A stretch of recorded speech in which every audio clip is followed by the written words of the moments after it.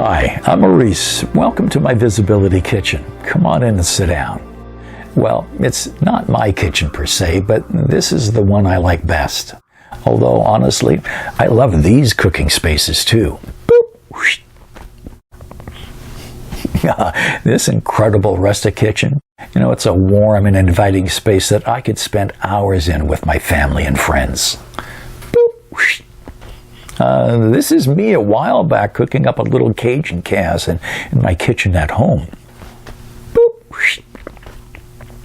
Oh yeah, I like this home office space too. I love it, in fact, because it makes me look smarter. And I can use all the help I can get. I could easily write another book in this space. But let's get back to my favorite production kitchen. That colorful cockadoodle behind me on the counter, it was a gift from my mom several years ago. She said roosters bring luck. And she was right, but she didn't say what type of luck. I'm not complaining, though. I've done well, although sometimes my luck has, walked over the edge. The hat I'm wearing, plus the one on the left, are from regenerative farms that I know and love. One farm is in BC on the island and close to where I live, and the other in Ontario near my family. No one pays me for any gear you see in my videos. I'm a bit of a geek and know my way around technology, which is my second love. I produced and configured all aspects of this video, including this slick and very fun interface. Boop, boop.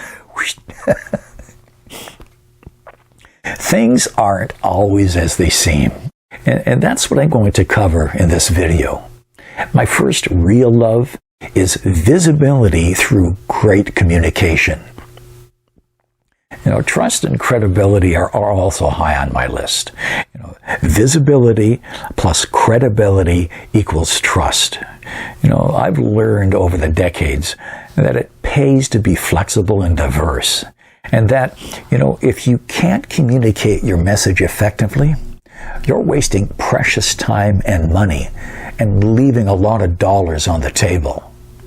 How we grow and distribute food, it's at a critical crossroads, and it's not going to get any easier, at least for a while, as it evolves towards getting better.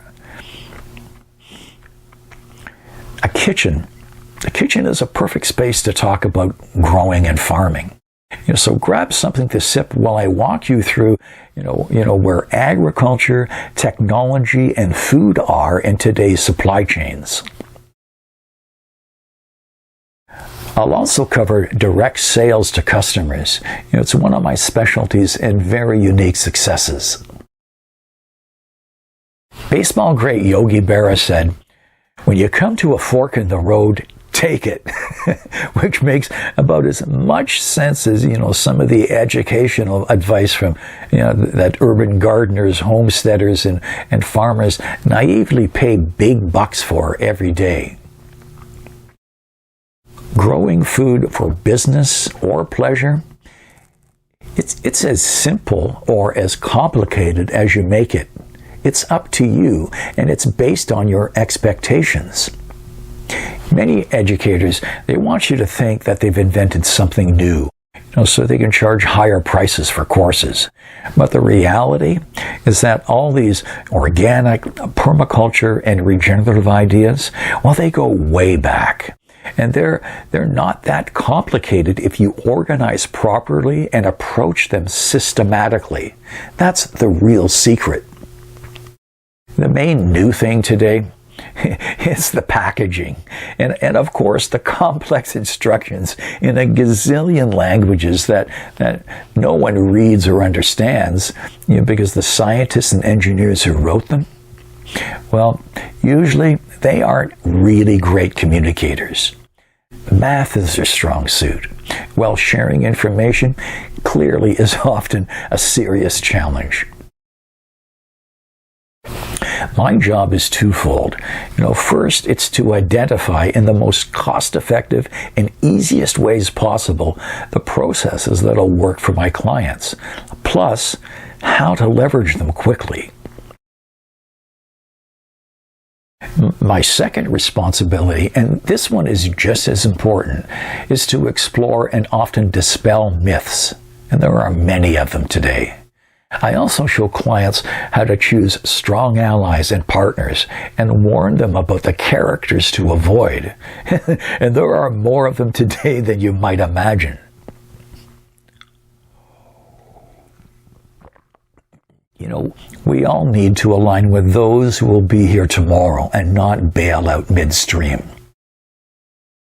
Plus, I'll address the serious challenges of communicating with different demographics. You know, age groups that are polarized and often at odds with each other. It's a bigger issue than most people imagine. It's not something you want to ignore. Why did I choose a kitchen when many experts, sit in front of rows of books in their home libraries? Well, sure, I want to look smart too and look like I've read and understand all those repetitive, growing and agriculture manuscripts. But I disagree with scientists and engineers about how to reach and resonate with people. Your family and neighbors who make up a community, society, and our lifestyle. It's not as easy as it looks. Experience tells me that food is very powerful common ground and a familiar place for everyone. If we're going to really shift agricultural paradigms and improve how we grow and distribute food, it's critical to use a format that everyone understands and appreciates, including and especially average and everyday consumers, like you and I. Taste tests don't lie. Statistics sometimes do, though. So choose carefully. In a rush to fame and fortune, scientists and engineers often overlook what it takes to impact and maybe even change how a person thinks and acts. It's not easy to do. It requires specialized skills. Why? It's because sharing knowledge in a realistic and practical way is the hard and expensive part that no one wants to invest their time and money in. Everybody wants to go to heaven, but nobody wants to die. That's an old Psychoman tune. Too many educators are also waiting for someone else to do the heavy lifting, so they can profit off of someone else's labor. Now, the reality is that gardening and agriculture education should be free. And thankfully, it's quickly moving in that direction, although it could be faster. It's the same old, though. Greed is still greed. We get it. Educators, they're not fooling anyone but themselves. Permaculture has precariously stalled, and it's hard to predict, if it'll regain enough momentum to get back on track in a meaningful way compared to the reach and visibility of, say, something like organics. PINA, the Permaculture Institute of North America, is a great organization and probably the best chance for permaculture to not only survive, but also thrive. PINA has respect and resources, but I'm not sure if they have the right promotional perspective or the skill sets required to put them into play. Verge Permaculture, one of the oldest private teaching academies in North America, recently threw in the towel after 16 long years and is now moving to regenerative practices where there is greater potential for more consistent and higher profit margins. I was Verge's marketing and partnerships manager, so I have considerable empathy for everyone at the academy. Many other permaculturists have lost years of sweat equity too, which isn't surprising, considering that the industry in general pumped permaculture like it was the only solution for decades.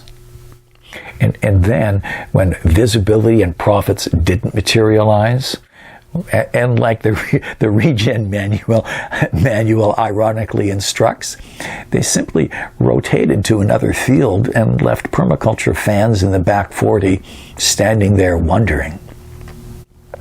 I doubt that most alumni saw or will see other closures coming. I parted ways with Verge a few months ago before the recent closure announcement and still have friends there that I'm concerned about. The harsh reality is that other educators won't be far behind Verge and will leave casualties and collateral damage in their wake. Pina has a very, very tough job ahead managing what could become an overwhelming groundswell of abandonment. At this point in the timeline, and considering the recent struggles, who you align with is now more critical for your growth and success than it has ever been in all of history. Here's Verge from Fifth World's public announcement. They wrote, "We've made a decision to pause any new Verge courses and programming and cancel a selection of upcoming courses." Verge also promised to return with a strong, cohesive, and focused educational offering that empowers people to embrace regenerative living and foundational permaculture practices. Foundational, it sounds like even Verge Permaculture has lost faith in permaculture. But I'm speculating. We'll have to wait and see how or if they return. The reality is that permaculture isn't the holy grail that Bill Mollison and Dave Holmgren professed of almost 50 years ago. And I'll share data in an upcoming video that maps permaculture's stalled adoption curve. Today, there are as good and maybe even better solutions in permaculture, like organic, for example, with a regenerative preface, as in Regenerative Organic Certification, ROC. Scientists and engineers, they tried hard to throw the organic baby out with the permaculture bathwater. But Mama's not having it, as in Mother Nature, who, according to myth, is hard to fool. Society does not need a brand new top-to-bottom agriculture and gardening system. We just need the one that we already have to work better and to be ethical for everyone and fair, especially for farmers.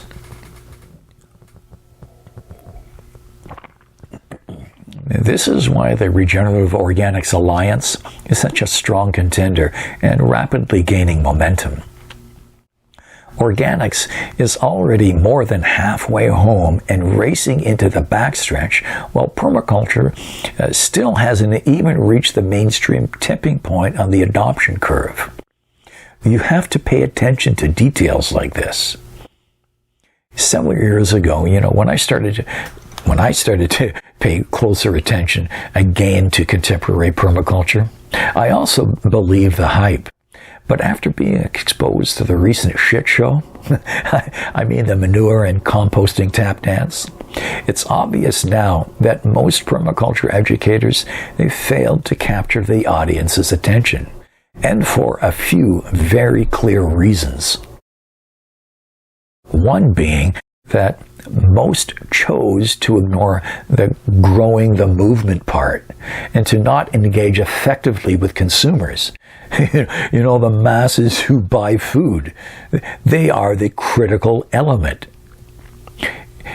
But it's not just permaculture, however, that missed the mark, although they seem to be, further from the bullseye than everyone else. Ask ChatGPT to list and explain the 5 downsides of permaculture if you need to see for yourself. You might be surprised. In fairness, I don't want to only focus on permaculture because there are many other similar gardening and agricultural processes that have, they've also struggled to catch fire for decades. You're probably thinking that permaculture seemed to be growing like a weed and that it just needs a little more time. More time, really? It's already had almost a half century to go mainstream, and it's still literally no closer than it was a decade ago. Yes, but you're thinking again, isn't permaculture more popular today? Well, kinda, but only because it leveraged and has been riding the back and momentum of regenerative agriculture.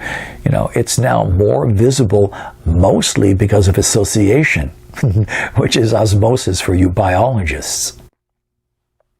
Average people, they don't know the differences, so when one boat rises with the tide, as far as food consumers are concerned, they all do. Permaculture, however, is still as awkward and politically hogtied as it was when it was introduced way back in 1978. A movement requires political exposure in order for it to actually move. Being apolitical is a cop-out and often indicates that a company is profit-centric. Idealists back in the day, just like scientists and engineers today, they thought and still think that because they're right, and they are, scientists are right, that the public would flock to their scripture and fall into place, bowing down. It's a common rookie activist mistake and a hard pill for inexperienced brainiacs to swallow. DEI is currently floundering through the exact same challenges. Being right is only the beginning. Theoretically, scientists and engineers are correct, but you failed to impress upon the masses the importance of your truly incredible processes, and now no one is listening or cares. And whose fault is that? You get an F for Organics didn't wait for permaculture to get it together, and when PermiPros stumbled, Organics automatically and naturally gravitated to the front of the line and is now leading the charge to better food and healthier earth for everyone. At this point on the adoption curve, visibility is everything. It's all that matters in a busy, oversaturated market. When I do organic math with clients, it's clear that it adds up and that it's a good choice for a number of reasons. It's not perfect, but it's good. Will permaculture catch fire too? Well, maybe, but it won't shift any paradigms at this rate. That's just irresponsible rhetoric from investors trying to make a quick buck, or crypto, whatever floats their boat. Permaculture will, however, continue to attract the niche audience of urban gardeners, survivalists, doomsday practitioners, and hippies who think that right is might. But that dogma, it didn't work back in the day, and it's not working now. Permaculture and regenerative agriculture are also becoming more visible through greenwashing. Unfortunately, greenwashing by corporations. Permaculture's heightened visibility is not necessarily because educators and growers are doing something right to advance the movement, although a few do a really great job, and I know many of them well.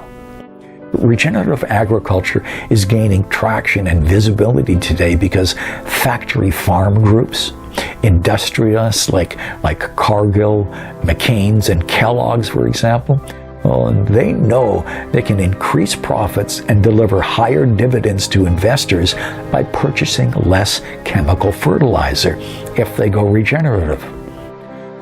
Which is great. Hey, society will take the health benefits, plus the added visibility, and figure out how to leverage regenerative organic at small scale, for homesteaders and even urban gardeners down the road. And urban gardeners, by the way, they are the best bridge to consumers, by far.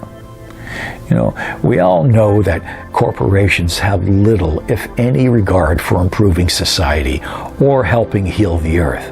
But they realize, too, that eco-environmentalism is a powerful storyline to promote and leverage that an uninformed public will eat up. Corporations have a different end result, but they use the same messages we use.